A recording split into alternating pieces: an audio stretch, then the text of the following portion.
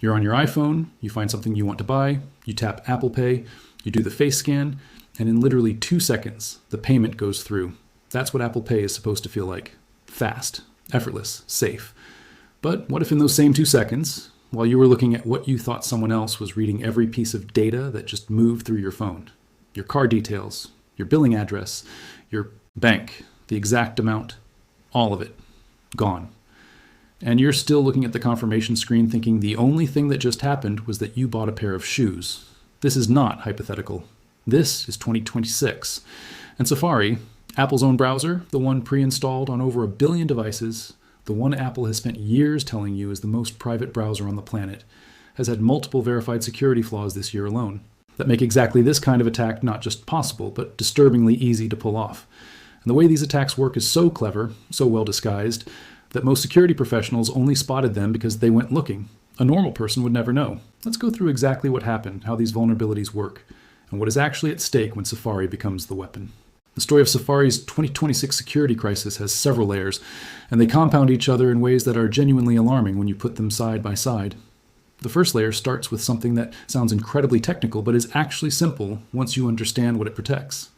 Every browser in existence, Chrome, Firefox, Edge, Safari, all of them, is supposed to follow a rule called the same origin policy. This is one of the oldest and most fundamental rules in web security. It exists for one reason: to make sure that one website cannot read the data from another website open in your browser at the same time. Think about what you have open in Safari on a typical day. You might have your banking app's web portal open in one tab, your email in another, a shopping site in a third, maybe your health insurance portal, maybe a tab you opened 2 days ago and forgot about. All of that is sitting inside Safari simultaneously. The same origin policy is the wall between all of those things. It ensures that the shopping site cannot peek into your bank tab. It ensures that some random news article you opened cannot read your email. It is the invisible barrier that makes modern browsing survivable, because without it, every site you visit could read everything else you have open. In March 2026, Apple quietly deployed a patch for a vulnerability that broke this wall. The vulnerability is tracked as CVE 2026-2643. It was found in WebKit, the NGNE that powers Safari and, critically, every single browser on iOS and iPadOS, because Apple requires all browsers on iPhone to use WebKit under the hood. Chrome on your iPhone, Firefox on your iPhone. Every browser app you've ever downloaded from the P Store, they all run on WebKit. So when WebKit has a vulnerability, it isn't a Safari problem, it is an every browser on every iPhone problem. That distinction matters enormously. The specific flaw in CVE 2026-2643 was in something called the Navigation API, a part of WebKit that controls how websites handle navigation between pages within the same browsing session. The bug caused the browser to get confused about what counted as the same origin. Under normal circumstances, a website at one address should have absolutely no ability to interkey EPT or read data from a different address, even a subtly different one. But due to a flaw in how WebKit's Navigation API evaluated cross-origin requests, a malicious web page could craft a specific navigation sequence that tricked Safari into treating a cross-ori GIN interaction as if it were same origin. And the moment that wall comes down, the moment Safari believes 2 different origins are actually the same, the data on one side becomes readable from the other. Security researcher Thomas Esbash, who discovered and reported this flaw, described the practical implication clearly. A malicious website, if designed specifically to exploit his bug, could potentially access data from another site you have open in the same browsing session. In the context of Apple Pay, what that means is this: you have your bank's website open. You're also browsing a shopping site that has been compromised or is itself malicious. Under normal conditions, those two things are completely isolated from each other. CVE 2026-2643 creates a scenario where that isolation fails, and the shopping site, or anything that site loads, can reach across into the banking session, reading authentication tokens, session cookies, and payment-related data that it should never be able to touch. Apple patched it through something called background security improvements, a new mechanism they introduced in iOS 26.1 that lets them push lightweight security fixes directly to specific components like WebKit and Safari without requiring a full iOS update. The patch arrived in iOS 26.3.1a and the equivalent for iPadOS and macOS. But here's the thing about patches. They only protect you if your device has them. And we already know from everything that happened with Darksword and CVE 2026-2700 earlier this year that a huge portion of iPhone users are running outdated software. A patch that exists on Apple's servers but hasn't been installed on your phone is not protecting your phone. Now let's add the second layer, because CVE 2026-2043 doesn't exist in isolation. It exists on top of a browser that has a design problem. Not a bug in the traditional sense, Safari uniquely vulnerable to a class of attack that security researchers have been warning about for months. This attack is called a browser-in-the-middle attack. And the Safari-specific version of it was exposed by a company called SquareX, whose researchers have been systematically going through EAV, every major browser looking for architectural weaknesses. What they found in Safari is something that Apple was told about, acknowledged, and then chose not to fix. Here's how a browser-in-the-middle attack works. You're browsing normally when something triggers a pop-up or transition that takes over your screen. What you see looks exactly like the website you are on, or the login page for a service you use, or the checkout page of a store you trust. It looks pixel perfect. It has the right logo, the right colors, the right layout. But what you're actually looking at is not a web page running locally in your browser. What you're looking at is a remote browser, a browser running on a virtual machine somewhere on the internet, controlled by the attacker, streaming what you see to your screen in real time through a technology called NoVNC. Every tap you make, every character you type, every button you press, you think you're interacting with the real site, but you're interacting with the attacker's mirror of it. And every piece of data you enter goes to them first, before going anywhere else. This technique has been around for a few years. It's powerful and dangerous. But it always had one weakness that security-aware users could exploit: the address bar. Even if the attacker's fake page looked perfect, each URL in your browser's address bar would give it away. It would show the wrong domain, or some strange string of characters, or something that didn't match where you thought you were. That was the tell. That was how people trained to spot phishing could identify it. SquareX discovered that in Safari, that tell disappears completely. Here's why. All modern browsers have a feature called the full screen API, which lets websites display content in full screen mode. When Chrome enters full screen, it shows a notification, a clear, prominent message telling you that a site has entered full screen and showing you how to exit. Firefox does the same. Soft Edge does the same. Every major browser tells you when you've entered full screen mode, because going full screen is one of the ways an attacker could try to hide your address bar in other browser Chrome. Safari doesn't. When a website triggers full screen mode in Safari on Mac, the only indication that anything has changed is a brief swipe animation, a blink and miss it visual transition that most users don't register as significant. There's no notification, there's no message, there's no indicator that the browser has changed state. And because Safari enters full screen without telling you, a malicious website can trigger full screen mode to cover your entire screen, with the attacker's remote browser session completely hiding the real URL, completely hiding Safari's address bar, and leaving you with no visual cue whatsoever that you are no longer interacting with a real website. You think you're looking at your bank's login page or your Apple Pay checkout. You're looking at a perfect clone of it running on someone else's computer, designed to capture everything you type. SquareX researchers brought this directly to Apple. They reported the vulnerability, explained the attack chain, demonstrated how it worked in practice, and waited for Apple's response. Apple's response was, in the language of software security, a want fix, meaning Apple reviewed the ORI port and decided not to address it. The company's position was that the swipe animation is sufficient to indicate that full screen mode has been activated. SquareX's position, supported by Mandia NT and a growing body of security research, is that this is completely inadequate. That a swipe animation is not something a normal user would recognize as a security signal to hat the attack is convincing even for security-conscious people, and that the consequences of a successful attack go far beyond credential theft. Because here's where Apple Pay enters this story directly. Browser-in-the-middle attacks have traditionally been used to steal login credentials, usernames and passwords for banking portals, enterprise SaaS applications, email accounts. That's bad enough. But the full screen variant, precisely because it creates a convincing environment where the user believes they are on a legitimate site, opens the door to something more immediate. When you initiate an Apple Pay transaction on a website in Safari, what you see is an Apple Pay sheet, the FamilyWire interface that shows your card, asks for Face ID or Touch ID, and processes the payment.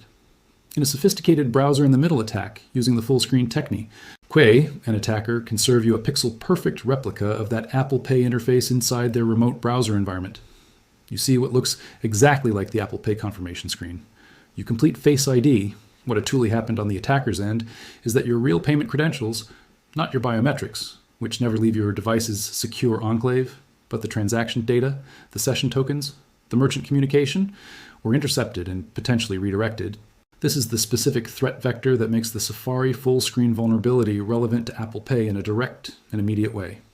The attacker doesn't need to break Apple's secure enclave. They don't need to Saint Eel your biometrics. They need you to believe you're on a real checkout page when you're on their fake one, and Safari's design gives them a tool to make that deception effectively undetectable. Now combine that design flaw with CVE 2026-2643. You have a browser that can be tricked into thinking cross-origin data is same origin, sitting alongside a design that allows attackers to hide malicious browser sessions behind a full screen that gives no clear warning. These aren't two separate problems running in parallel. They are two parts of the same attack surface, and sophisticated attackers chain vulnerabilities and techniques together. What CVE 2026-2643 enables in terms of cross-site data access becomes significantly more dangerous in an environment where the user has no clear visual signal that something is wrong, and where the browser's own protections have been confused about what same site even means.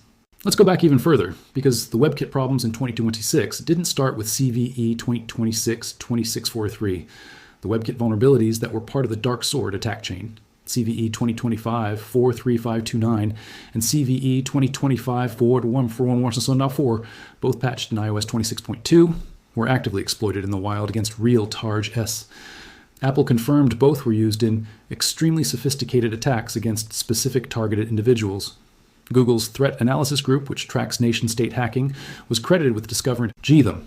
CVE 2025-43529 is a use-after-free vulnerability in WebKit that allows an attacker to execute arbitrary code on your device simply by getting you to process maliciously crafted web content. CVE 2025-14114 is a memory corruption flaw in Angle, the graphics engine layer, that can also be triggered through a malicious web page and chained with other exploits to deepen a compromise. Both of these fire through the browser. Both of them require nothing from you beyond visiting a page. And both of them specifically affect Apple Pay in an indirect but very real way. Because once arbitrary code is executing on your device through a WebKit exploit, the attacker's code is running inside the same process environment that handles some EB payment sessions where Apple Pay transactions originate. The secure enclave protects your actual card numbers and your biometric data.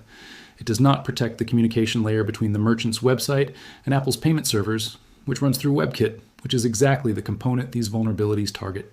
CISA, the Cybersecurity and Infrastructure Security Agency, the United States government's primary civilian cybersecurity authority, added CVE 2025-14174 to its known exploited vulnerabilities catalog.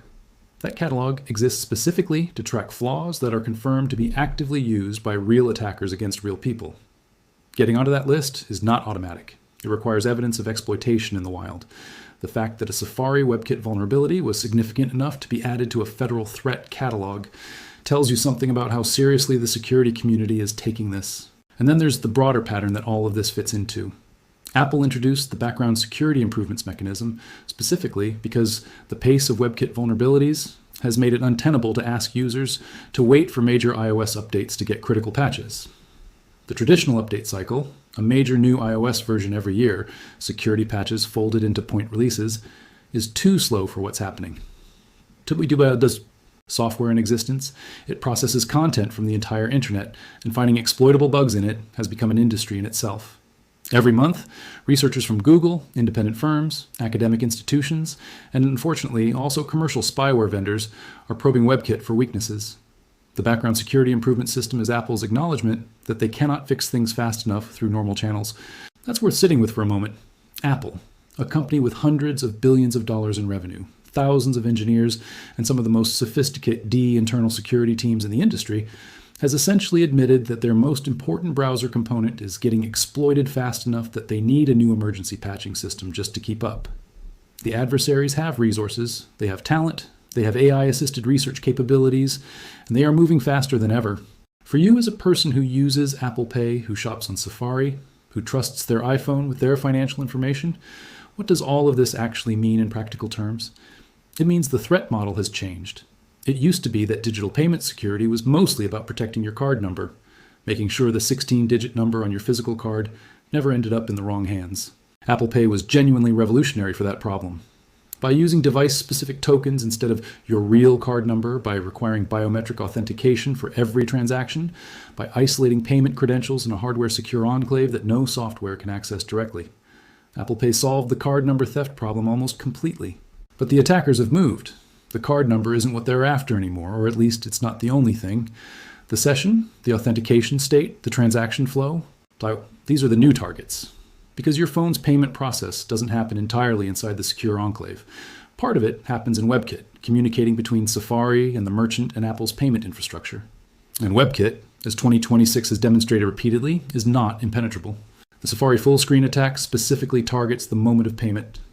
The few seconds between when you see the Apple Pay prompt and when you confirm with Face ID, those seconds are the window. And He designed flaw that SquareX identified, the one Apple told them was fine, means that window can be exploited without any issue. Scan prompt. You authenticate. You see a confirmation screen.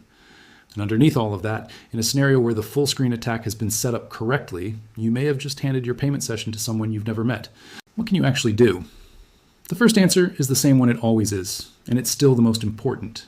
Keep your software updated. CVE 2026-20643 is patched. The WebKit 0 days from December 2025 are patched. The dialed flaw from February is patched. If your phone is running iOS 26.3.2, or later right now, the known technical vulnerabilities in this story are closed on your device. The issue is if you haven't updated, if you dismissed the notification, if you're on an older device that can't run iOS 26, in which case you need to be on iOS 18.7.5 at minimum, because Apple backported critical patches to that version. The second answer is harder because it requires developing a new habit around a process that Apple has spent years deliberately making effortless. Before you complete an Apple Pay transaction on a website in Safari, look at your address bar, look at the full URL, make sure the domain is exactly right. Not almost right, not a convincing lookalike, exactly right. The full screen attack works by covering your address bar. So if your address bar is not visible and you're being asked to complete a payment, that is a specific red flag that something may not be what it appears. On iPhone, Safari's address bar is persistent. It's harder to hide than on desktop, but on Mac with full screen mode triggered through a web interaction, it disappears entirely. On Mac specifically, be especially skeptical of any full screen payment prompt that appeared after clicking something on a web page. Use Safari's built-in payment security settings. Under Settings, Apps, Safari. Advanced on your iPhone, you can control whether websites can check if you have Apple Pay enabled. This doesn't prevent Apple Pay from working, but it reduces the amount of information about your payment configuration that gets exposed to websites before you choose to make a payment. Consider using lockdown mode if your threat model warrants it. It aggressively restricts web content processing in ways that block many of the attack chains described here. It makes Safari less capable in exchange for significantly stronger isolation. Saint people in most situations, it's too restrictive. For anyone whose financial or professional life makes them a meaningful target, executives, lawyers, journalists, government employees, people involved in sensitive business negotiations, the trade-off is worth seriously considering. And the last thing, the one that sounds the most basic but carries real weight given everything we've been through. When something feels off, trust that feeling. Apple Pay is supposed to be frictionless, but it's also supposed to be on a page you navigated to intentionally. If you find yourself looking at an Apple Pay prompt and you're not completely certain how you got to the page it's on, if the checkout appeared faster than you expected, if the site looks slightly different than it usually does, if anything about the situation feels slightly askew, stop, close the tab, open a fresh one, navigate directly to the merchant's site by typing the address yourself, and then buy the thing. The technology underneath Apple Pay is genuinely impressive. The secure enclave is real. The tokenization is real. The biometric authentication is real. Apple has put enormous engineering effort into making mobile payments secure, and most of it, rough, is a complex, evolving piece of software that is being attacked from every direction simultaneously by some of the most sophisticated adversaries in the history of hacking. And a chain of security is only as strong as its weakest link. In 2026, the weakest link in Apple Pay's security isn't Apple Pay. It's the browser you use to get there. Update your phone, today, right now. Open Settings, go to General, tap Software Update. 10 minutes of your time, and the known holes in Safari's security chain are closed. Everything else in this video matters, and you should think about it carefully. But that update is the foundation. Without it, or with the locks removed. With it, you're at least starting from a position where the publicly known vulnerabilities that attackers are actively using are no longer on your device. That's not a guarantee, but in 2026, it's the closest thing to one that exists.